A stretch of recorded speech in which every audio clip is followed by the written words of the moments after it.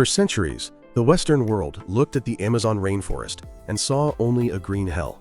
We saw a pristine, impenetrable wilderness where humanity was but a fleeting guest. We were told the soil was too poor, the rains too relentless, and the jungle too consuming to ever support large-scale civilizations. We believed the indigenous populations were limited to small, nomadic tribes living lightly on the land, leaving no trace behind but broken pottery and charcoal. We were wrong. A revolution is taking place in the heart of the South American continent, driven not by machetes and pith helmets, but by laser pulses fired from the sky. The recent deployment of Lidar technology over the Unveils Valley in eastern Ecuador has shattered our understanding of human history. It has revealed not just a few scattered ruins, but a sprawling, sophisticated agrarian metropolis that lay hidden beneath the canopy for 2,500 years. This is the story of the Amazonian grid, a discovery that forces us to rewrite the textbooks and acknowledge the Amazon not as a trap for humanity, but as one of its great ancient cradles. To understand the magnitude of this discovery, one must first understand the cloak of invisibility that has shrouded the Amazon for millennia. Traditional archaeology in the rainforest is a grueling, slow-motion battle. The vegetation is so dense that a researcher can stand 10 feet from a monumental earthwork and not see it. Vines choke the view, roots distort the ground, and the sheer scale of the forest defies manual mapping. Enter Lidar, or light detection and ranging. Imagine a plane flying low over the jungle, firing hundreds of thousands of laser pulses per second at the ground.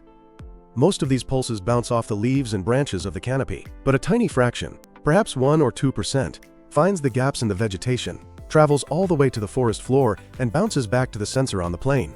By filtering out the noise of the trees, archaeologists can generate a 3D digital model of the bare earth. It is effectively a way to digitally deforest the Amazon without cutting down a single tree. When Stephen Rostein, a director of research at France's National Center for Scientific Research, and his team applied this technology to a 300 square kilometer area of the Unveils Valley in the Andean foothills, the results were not just surprising, they were staggering. The monitor did not show a chaotic jungle floor. It showed a grid. It showed geometry. It showed a landscape that had been almost entirely engineered by human hands. What Lidar revealed in the Unveils Valley was a dense network of settlements that defies our standard definitions of city and village. It is best described as agrarian urbanism, a low-density spreading form of city building that integrates living space with farming space. The most immediate features to pop out of the 3D maps were rectangular earthen platforms. The team identified over 6,000 of them. These were not random mounds. They were engineered foundations, measuring roughly 20 meters by 10 meters and rising 2 to 3 meters high. They were built by scraping away the surrounding earth and piling it up to create dry, elevated surfaces for homes and ceremonial buildings. This was a crucial adaptation in a region prone to torrential rains and flooding. These platforms were not isolated, they were organized into distinct clusters, essentially neighborhoods. The researchers identified at least 15 major settlement sites, 5 of which are massive enough to be termed cities. The largest of these, such as the site known as Unveils, rivals the core area of the Mayan city of Tikal in size. In the centers of these settlements, the platforms were arranged around large, open plazas. These were civic spaces, likely used for markets, rituals, and community gatherings. The geometry implies a complex social hierarchy and a central authority capable of planning and organizing labor on a massive scale. But if the platforms were the pixels of this image, the road network was the circuitry that brought it to life. This is perhaps the most shocking aspect of the Unveils discovery. The LiDAR scans revealed a vast, interlinked network of roads that is astonishingly straight.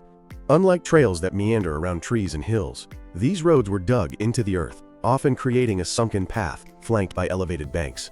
They cut through the landscape with an engineer's obsession, with straight lines and right angles. The connectivity is undeniable. The roads did not just serve local neighborhoods. They stretched for tens of kilometers, connecting the major settlement clusters to one another. This suggests a unified society, or at least a federation of cooperating cities, rather than warring, isolated tribes. And the scale is immense. Some of these roads are up to 10 meters wide, comparable to a modern 2-lane highway. The scale suggests they were not just footpaths, but arteries for moving large numbers of people, goods, and perhaps ceremonial processions. The engineering prowess extended to water as well. The region sits in the shadow of the Andes and receives significant rainfall. To manage this, the builders constructed extensive drainage canals and ditches alongside the roads and platforms. They terraformed the valley to control the flow of water, preventing their homes from flooding and irrigating their crops. Why did we miss this for so long? Partly because it does not look like a European city. There are no stone walls, no cathedrals, no cramped, winding streets. This was a garden city. In the Upano model, the urban fabric is woven into the agricultural one. The empty spaces between the platform clusters were not wilderness, they were farm fields. The Lidar showed evidence of field boundaries, drainage channels, and terracing. This society, which thrived from roughly 500 BCE to 600 CE, making them contemporaneous with the Roman Empire, practiced a sophisticated form of agroforestry. They likely grew maize, manioc, sweet potatoes, and beans, while managing orchards of fruit and nut trees. They did not clear the forest to build a city. They built their city out of the forest, using earth and timber instead of stone. This reliance on biodegradable materials, specifically earth, wood, and palm thatch, is why the city disappeared. When the civilization declined, likely due to volcanic activity from the nearby Sangay volcano among other factors, the jungle reclaimed the wood and the rain eroded the earth. Without Lidar, all that remained visible to the naked eye were shapeless bumps on the forest floor. The implications of the Upano discovery extend far beyond archaeology. They strike at the heart of our environmental and historical philosophy. For decades, the dominant theory was the counterfeit paradise hypothesis, popularized by archaeologist Betty Meggers in the 1970s. It argued that the Amazonian soil known as laterite was too acidic and nutrient-poor to support intensive agriculture, and thus, the region could only support small hunting-gathering bands. The Upano discovery, along with other recent finds in the Brazilian Xingu and the Bolivian Llanos de Mojos, proves this environmental determinism wrong. Ancient Amazonians did not just adapt to their environment, they engineered it. In other parts of the Amazon, indigenous people created terra preta, or dark earth, a man-made, charcoal-rich soil that is incredibly fertile and self-regenerating. While the Upano Valley benefits from naturally fertile volcanic soil, the principle remains. These were active land managers, not passive inhabitants. This discovery also vindicates the accounts of the first European explorers. When Francisco de Orellana floated down the Amazon River in 1541, his chronicler Gaspar de Carvajal wrote of gleaming white cities, glistening roads, and riverbanks teeming with people. For centuries, historians dismissed Carvajal as a liar or a fantasist. The Lidar data suggests he may have been telling the truth. He saw the end of these civilizations before disease and conquest wiped them out. The Upano Valley is not an isolated anomaly. It is likely just the tip of the iceberg. In Bolivia's Llanos de Mojos, Lidar has revealed the Casarabe culture, which built massive ceremonial pyramids and causeways that rise above the seasonally flooded savannas. In the upper Xingu of Brazil, researchers have mapped galactic polities, networks of circular plaza villages connected by wide roads, dating back over a millennium. Statistical models based on these Lidar samples suggest that we have uncovered less than 5% of the Amazon's archaeological heritage. There could be tens of thousands of undiscovered earthworks hidden in the blank spots on our maps.